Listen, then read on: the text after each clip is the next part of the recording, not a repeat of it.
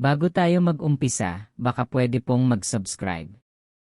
Maraming salamat. Itago niyo na lamang po ako sa pangalang Angelo. Ilang taon na ang lumipas, pero hanggang ngayon, hindi pa rin ako makatulog ng walang ilaw. Dahil sa isang gabing muntik nang mawala ang buhay ko. Lumaki ako sa isang liblib na baryo sa Samar.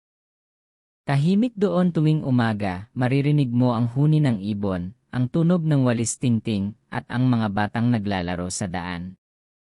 Normal ang lahat. Payapa.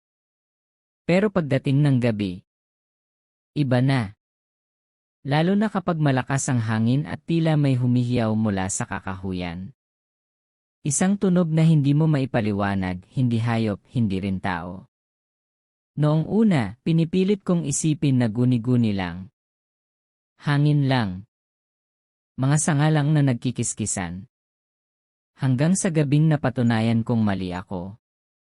Ang gabi ng kilabot. Bandang 8:00 ng gabi, nag-aya ang pinsan ko na bumili ng yelo sa tindahan. Malapit lang naman daw. Sanay na kami maglakad kahit gabi, pero ng gabing iyon may kakaiba. Maliwanag ang buwan, halos parang tanghali sa liwanag. Pero sobrang tahimik. Walang kuliglig. Walang palaka. Walang tahol ng aso. Doon pa lang kinilabutan na ako. Kasi sa amin may paniniwala.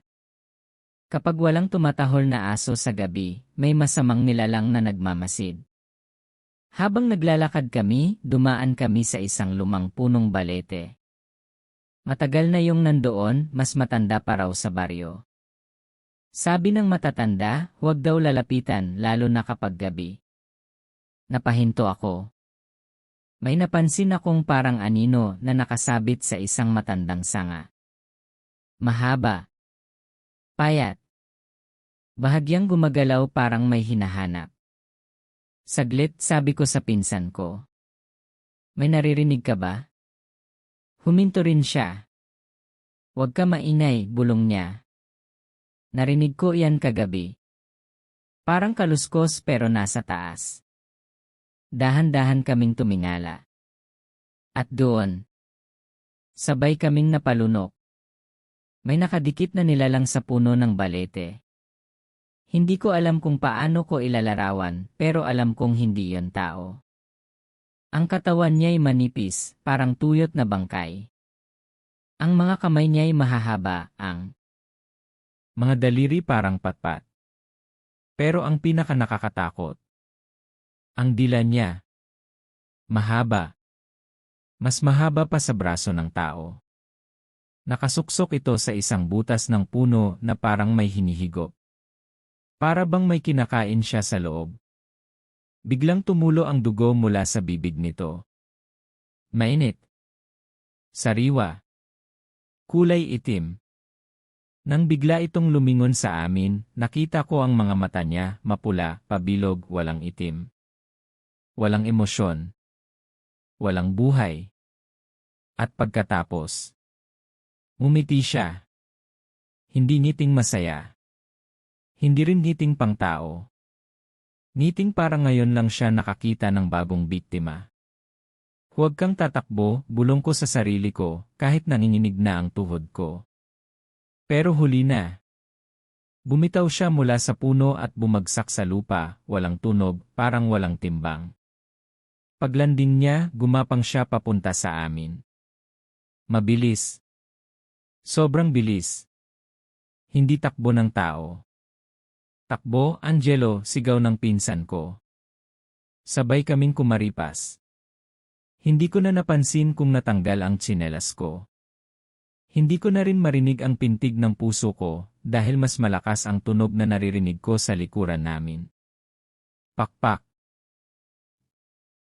Narinig ko. Hindi lang ito gumagapang. Lumilipad siya. Parang may hangin na humahampas sa mga puno sa likod namin. May mabigat na hininga. May tunog na parang ungol na pilit pinipigilan. Akala ko katapusan ko na. Nang malapit na kami sa bahay, narinig ko ang boses ng tatay ko, galit na galit, pero puno ng takot. Lumapit kayo dito. Dali. May hawak siyang bote ng lana at may sinding tingting. Paglapit namin, itinapat niya iyon sa likod namin at sumigaw. Lumayo ka, hayop! Biglang may humiyaw mula sa hangin. Matinis, parang iyak ng sanggol, pero malalim at nakakabingi. Isang iglap lang.